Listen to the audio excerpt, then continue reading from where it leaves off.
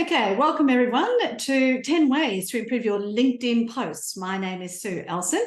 This is part of a series of LinkedIn Insight webinars that I've been running every month since October 2021. And I'm really looking forward to this one because it has lots of practical examples and specific tips as well.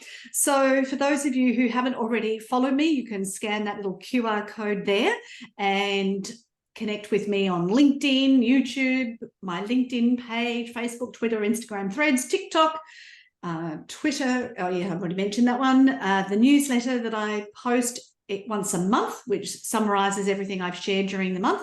And if you'd prefer, you can also get that via email.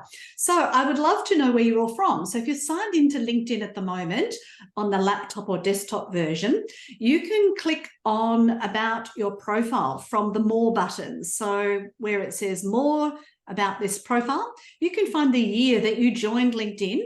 And if you can also mention the country where you are, so either A for Australia or O from overseas, it's really good for me to know how long everybody's been on LinkedIn and where you're coming from.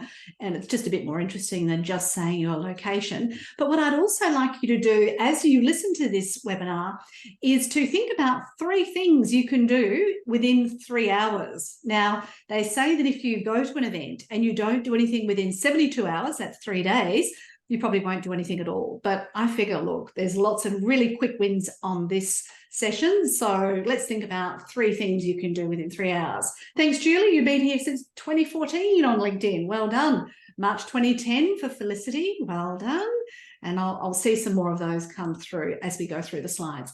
Now, there is a special gift. Everybody who turns up live will be sent these 5 digital files, but anybody who's watching the recording can just go to sueelson.com/latest-offer and you can download them. Or you might like to join me in person here on Saturday in Canterbury and Melbourne for a 4-hour workshop working on your LinkedIn profile. Lenore's from Sydney, 2009. Jade, 2023, welcome to LinkedIn. Wow, that's great that you've joined recently and you're already learning more about it. Sharon, where do you find it? If you just go to your own personal LinkedIn profile and click on the More button, and you can do this on anyone else's LinkedIn profile and find out when they joined LinkedIn as well. It just gives you a bit of a clue as to whether it could be somebody a little bit dodgy or whether it's a genuine person who's been on here quite a long time. Kumara, 2022, Melinda, Sydney, 2008, Joe, 2010. Wow, that's a long time ago now, Joe. Well done. All right, I shall keep moving on. Quick facts about me. I'm a member of Golden Key National Honour Society for my academic achievement, Melbourne Press Club since 2008, Career Development Association of Australia since 2015, Australian Society of Authors, Writers Victoria, Small Press Network, and Educate Plus. And my website's newcomersnetwork.com, first went online in 2001. I joined LinkedIn in 2003. Michelle's from Mornington, 2005. Wow, you're nearly as long as I have been on there. Ingrid, Tasmania, 2012. Well done. All right, I've also written 5 books, and my latest one I've got with me today, and they're on the shelf behind me, LinkedIn for Me and My Career or Business, which was launched in January this year. And I have now prepared a digital course, and I've put it on my website at 247 Australian dollars, and I haven't had any sales yet. So I thought what I'd do in this webinar today is I say, how much would you pay to have a digital course that goes through the entire book with video instructions? What's a reasonable amount to pay? Now, you can tell me this directly. I would just love to know what's an amount that people would feel comfortable paying, because I'm happy to alter the price and get people to do it because, as Joe will tell you, the book has a lot of detail and it literally walks you step by step through the process of creating the LinkedIn profile that's going to work for your career or your business. And so I'd really love to give you access to that. I'd also like to acknowledge the traditional owners of the land where we're all based, the presentations for all backgrounds. I'm going to be sending slides and video recording link via email, which you should already have. You can leave your video camera off and your microphone on mute unless you'd like to ask a question. And there's, I'm assuming, a varied level of knowledge. You can add comments in the chat. I've got it open. I'm looking at it all the time, and I will try and answer questions as they come on. Thank you, Jennifer, for that one. I'm happy. Like if people say $47, no problem. If people say $27, no problem. I just love to know, what people think an online course is worth nowadays. And I also encourage you, as a result of this webinar, to say thank you. So let's get right into it. These are the 10 things I'm going to show you on how to improve your LinkedIn posts. And as we go through them, you'll realize there's actually more within each one of these than just the 10. So I don't know, we're probably going to get through at least 30 in the next 30 minutes. So the idea behind making your content useful to you and to your audience is to make it scroll stopping. So whether people are scrolling with their finger or with their mouse, you want them, when they see your post in the newsfeed, to stop. Now, this is one of my most highest performing LinkedIn posts from, believe it or not, 2019, I think it was. And it was a picture of me when I had shorter hair, in both black and white and colour. So I was running this course at the Centre for Adult Education, and there was a student in the class, and she had a website and they were doing business with China, and China said, you cannot do business with us until you've updated your website. And she said, well, what's wrong with our website? And they said, well, it's got black and white photos on it. And here in China, black and white photos are only used on gravestones. So this Chinese company thought that all the staff were dead. So clearly that wasn't good. So if you want to do any business with China, I don't recommend a black and white photo on your LinkedIn profile. But what happens is, although this didn't get a huge number of reactions, I mean, 180 out of 32,000 is pretty good, but, still not humongous. But it went viral because lots of people stopped and looked. And you can see this is like a before and after, and it's kind of similar but kind of different, and it is a face. It's all those things that can make something quite scroll stopping, which is probably why a lot of those weight loss commercials have, before and after shots, because it makes people look. We're all biologically programmed to identify a face. So if you can have a face in any imagery, if you're taking photos of an event, make sure you take heaps of photos. My brother was in the Navy. They used to say to him, if you can't tie knots, tie lots. And I say, if you can't take photos, take lots of photos. And try and take photos with a banner or a sign or some sort of indicator of where you are when you take this photograph as well. So let's say you've got an anniversary cake, but nobody knows what the anniversary is. It's kind of difficult. So make sure you've got the background and the foreground all kind of telling the story. And obviously, all the social media platforms are megalomaniacs. They want more people on there more often for longer. So they don't want you obviously having some external link and sending them somewhere else. So if you want to see that post and see the reactions and so on, you can just click on that link once you get the slides. So the next thing is to start off with a hook or a topic. So I've got two different little posts that I did here. This one was fairly recent, 2 months ago on QuickTok, and I actually started with the hashtags because it was kind of a really big trending thing for a little while. And you can see I've got little emojis and all sorts of things. But that first line is, would you quit your job online? It was designed to be a hook.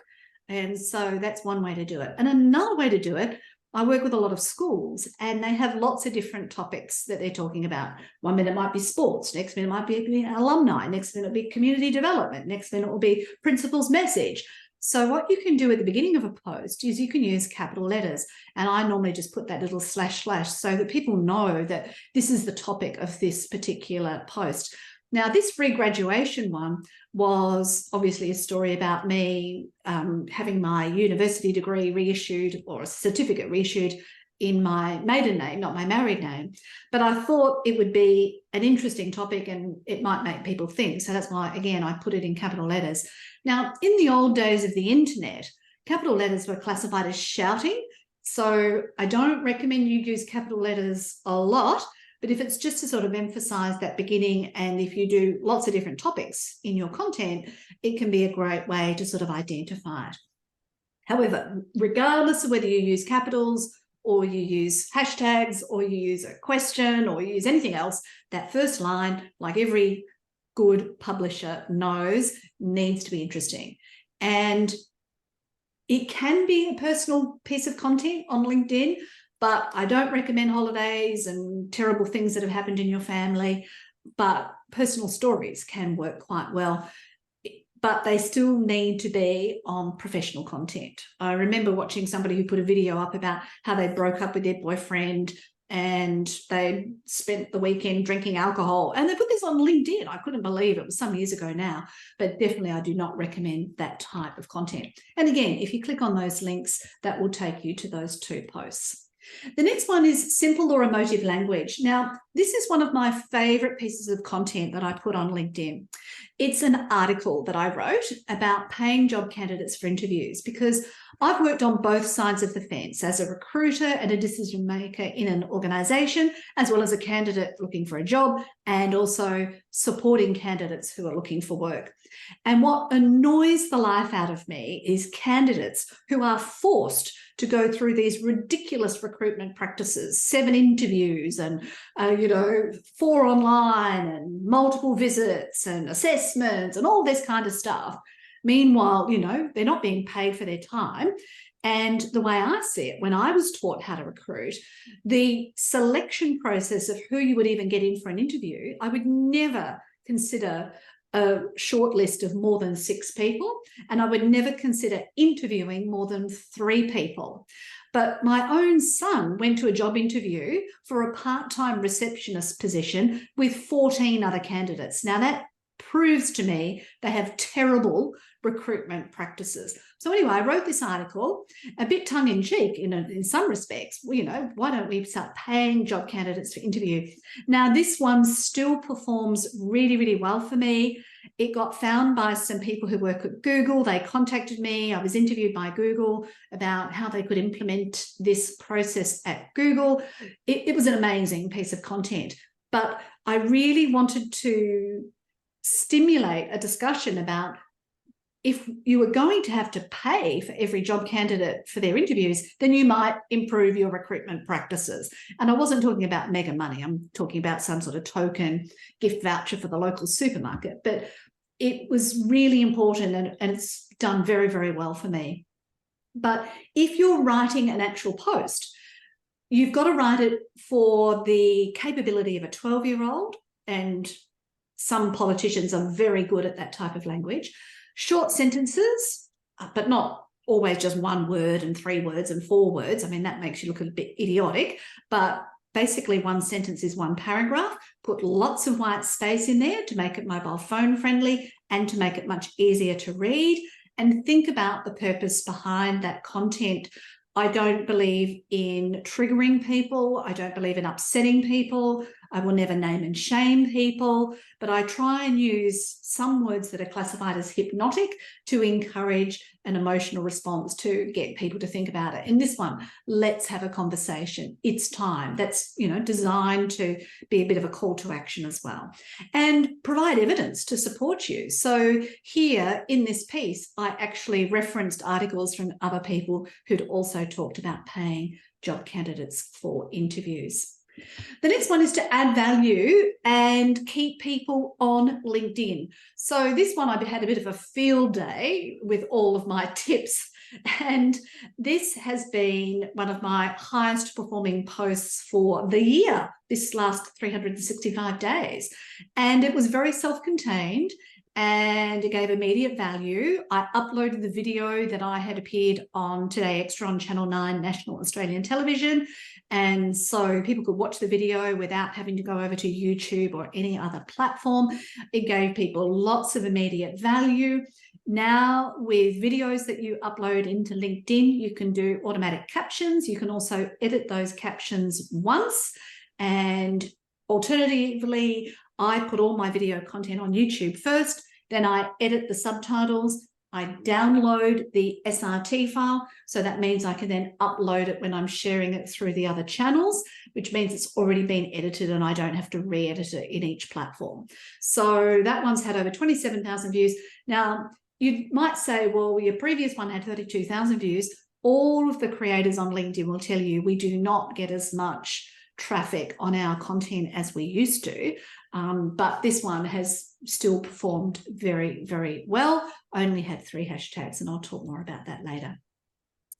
So further to the pay the job candidates for interviews, What I also did is I tried to keep the conversation going. And you can see here that I've mentioned a number of people in my comments to suggest, well, you know, it was going really well. Maybe these people would be interested also.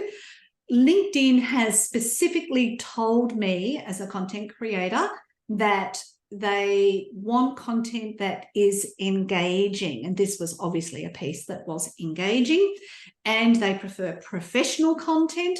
So there was a little while there where selfies were doing really well. Well, that's stopped now. The algorithm has changed.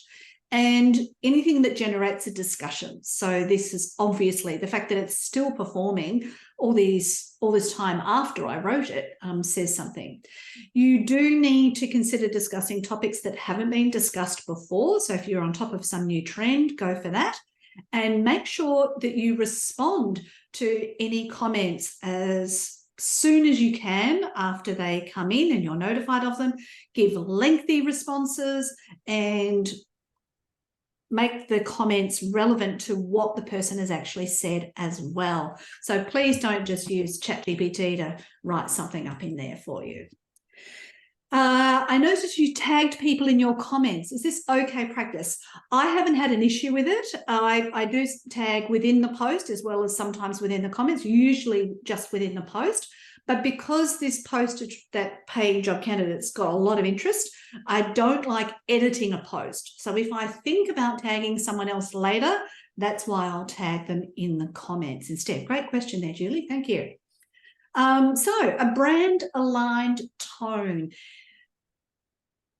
My choice is to be friendly and professional. So I don't discuss personal things unless I'm dealing directly with a client or with students in the classroom and it's not being recorded.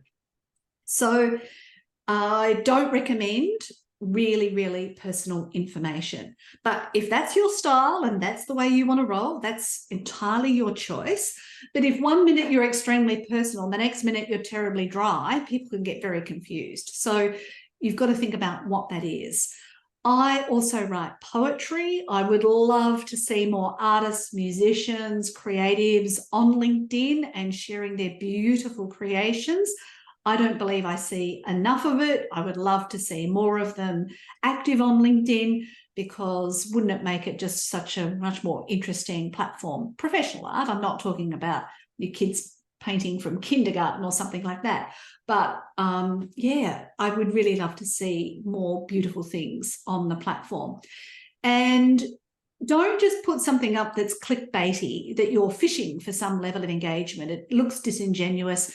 And sure, it might work this week and then have a bad reputation next week. There's no silver bullet with content. And a lot of people are experimenting with artificial intelligence to generate content that they can use so that they can stick to some sort of schedule and get something out on a regular basis. Again, does the copy or the imagery match your brand voice? It really needs to be aligned. Now, this particular piece I was quoted in HCA Mag. So I subscribed to Sourcebottle. I got picked up by, I answered a question. The journalist wrote a piece, then I shared this piece, and because I wrote such great answers, it actually got picked up by the LinkedIn news editors and it had a second round. So if you produce really good content, here you can see I've mentioned the survey and I've added in some extra bits and bobs. And then again, you've got this nice picture of a person and you can see it's in Sydney. There's lots of things that went really well with that particular post. And again, there is the link. Okay, engagement ratio. Now, I heard a long time ago that your engagement ratio should be about 12:1. So that means you engage, like, comment, repost, whatever it is, 12 times, and then you only post once. Whereas if you listen to Gary Vaynerchuk, he says you should post 7 to 15 times a day. I mean, if I did that, people would think I was a crazy megalomaniac and they would unfollow me immediately. So I don't recommend that.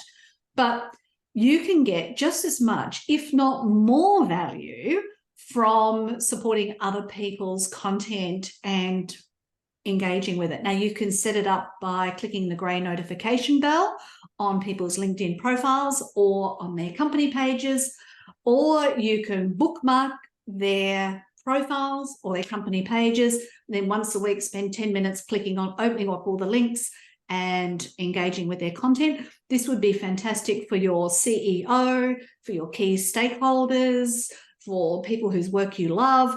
It just automates the process and make sure that you do that on a regular basis. But the algorithms within all of the social media platform are assessing your behavior. And if the only thing you do is log on and share a post or automatically upload it, then you're not really engaging with the platform. So they're not going to share your content as much as if you are engaging. So I say you kind of got to listen first and then you start to speak. And this particular post here is my book, LinkedIn for Me and My Career Business, is a finalist in the Australian Career Book Awards, but so is Nashad's book, which has got career doodles and stuff in it, and I've bought that book as well. But I went to his book launch and I took lots of photos and I put this post up and I mentioned all the people I saw there. So, here I am promoting another author's book. So it's not technically an engagement ratio piece, but it has performed really, really well. And in terms of engagement, it's had, 52 people react with it, 15 comments, and it was really nice to be able to support another career book author. So think about how you can support your clients, your supporters, your stakeholders, your colleagues in their work and help the platform understand that you listen as well as speak. Now, if you are responding to a comment, you don't just say that's fantastic or terrific, well done, or something like that. Oh, that's better than nothing. But the longer the comment, the more the algorithm is going to say this is somebody who engages. And then you can be strategic about who you engage with.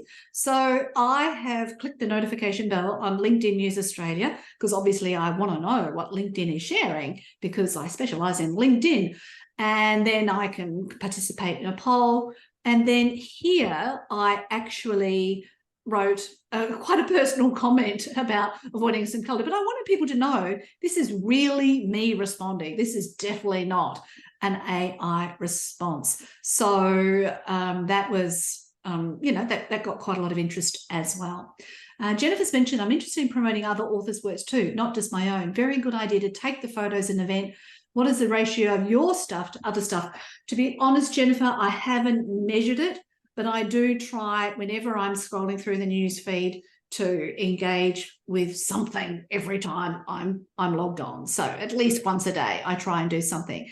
And on average, it'll be more than once a day, but also I will also make sure I only put content out, never more than once a day, but generally once or twice a week would be my average of putting content out there. But yeah, great question. Thank you. And as I said before, click on that notification bell if you would like to be making sure that you're getting some of the more of the relevant content. You can also obviously follow hashtags if there's a particular hashtag topic you like as well. That's something you can do. So when you're writing your posts, you can include @mentions. So when I'm interviewed on Today Extra, David Campbell, one of the broadcasters, does not have a LinkedIn profile. So I can only mention his name. And Sylvia does have a LinkedIn profile, so I can @mention Sylvia. Now, sadly, Sylvia has never engaged with any of my LinkedIn posts because probably she's only on Twitter like most broadcasters and journalists are. But nevertheless, I've still tagged her. But if I see that she never ever responds, it's a pretty good idea not to keep @mentioning her in my posts, because if I @mention someone and then they do not engage with the content, that doesn't help me. So if you think, oh, well, I'll @mention Sue Elson because she'll definitely like it, and I'm thinking, what has this got to do with me and the price of fish? I will definitely not engage with it. So, and that's classified as spam tagging. So you only @mention the people who are relevant to the content and who would be genuinely interested in it, and you've got a reasonable expectation that they would like and comment. So likewise, if somebody @mentions you in their content, it's kind of good policy to respond if it's appropriate. More about hashtags. I'm not sure how to use them. Hashtags were talked about in the last event in this series called 10 ways to improve your LinkedIn engagement. So if you want to look at the August webinar, you can check it out in there, Felicity. As a general rule, I say that hashtags fall into 3 categories: subject, as in hashtag careers, name, hashtag Sue Ellson, or statement, hashtag I love LinkedIn, which is just a statement. Nobody's necessarily going to follow that hashtag.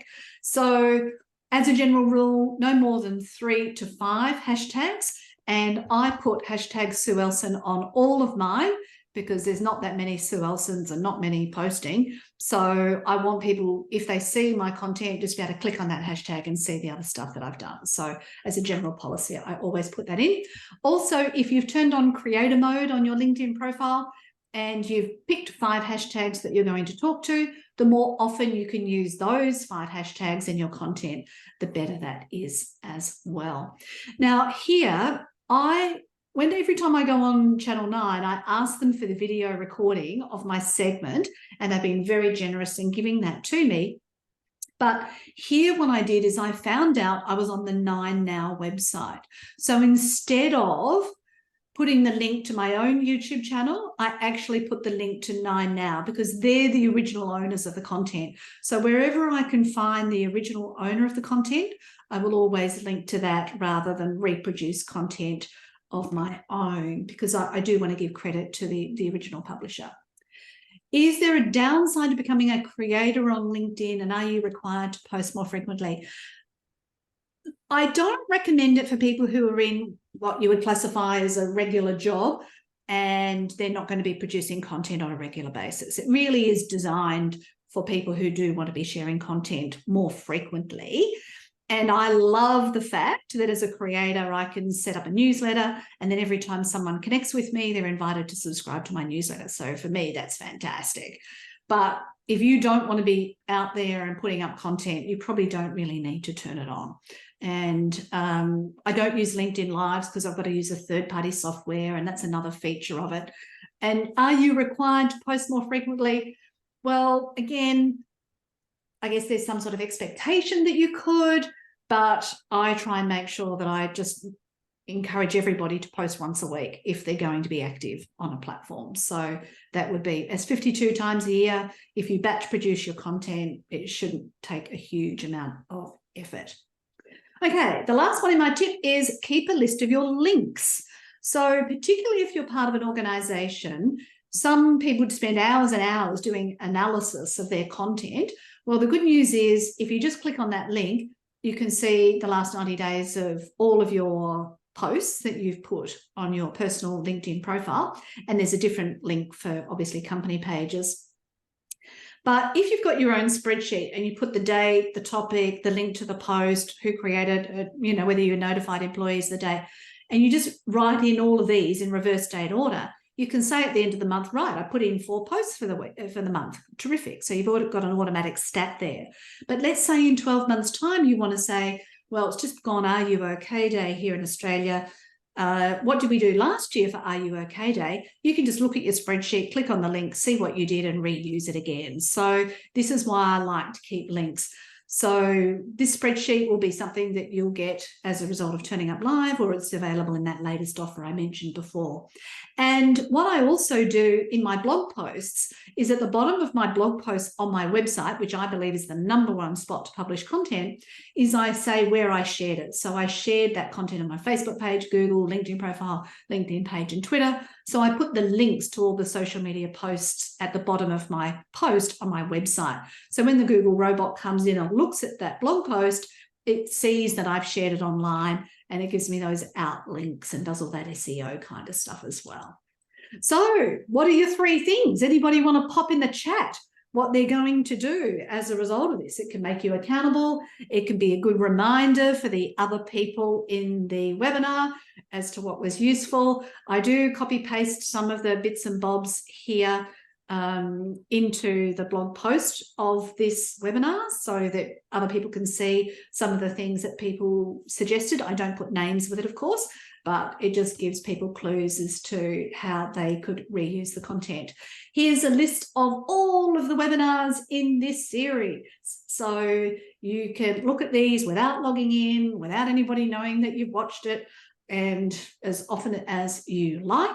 So feel free to check any of those out. Julie's going to take more photos. Well done. Chris might be become a creator. I'll show you what that is as soon as I've got through the slides, Chris. And don't forget, you can check out my online course.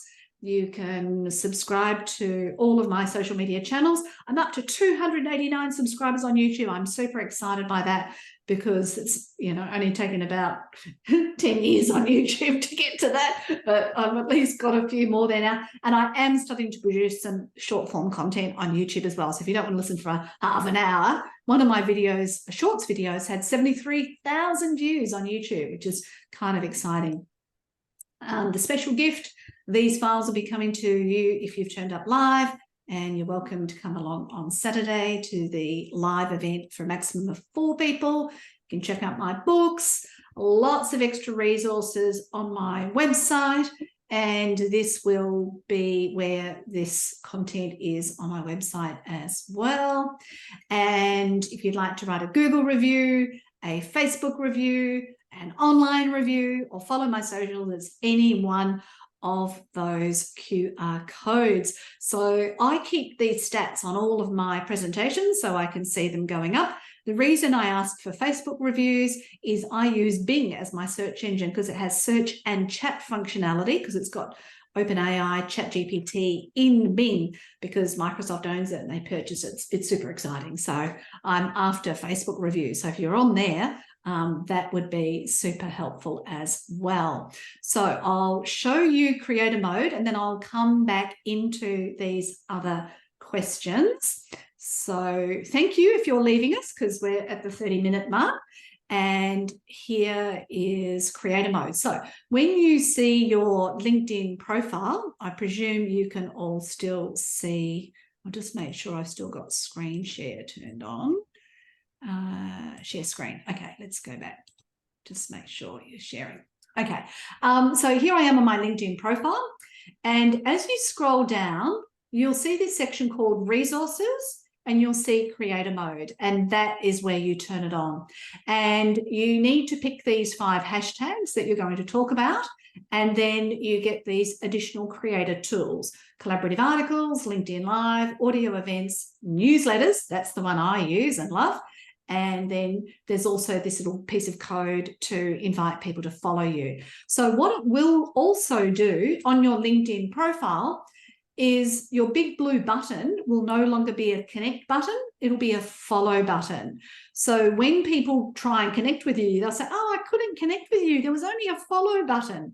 So if you ever see that, you just click on the more button and there'll be a connect button in there. So if you're trying to have someone who has creator mode turned on and you would actually like to connect, just click on the more and you'll see the connect button there.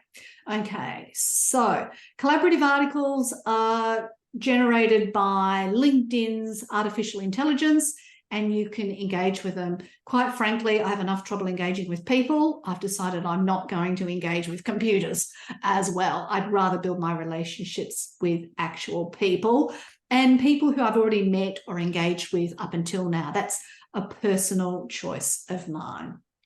Okay, so I'll just go back up to the beginning of the questions.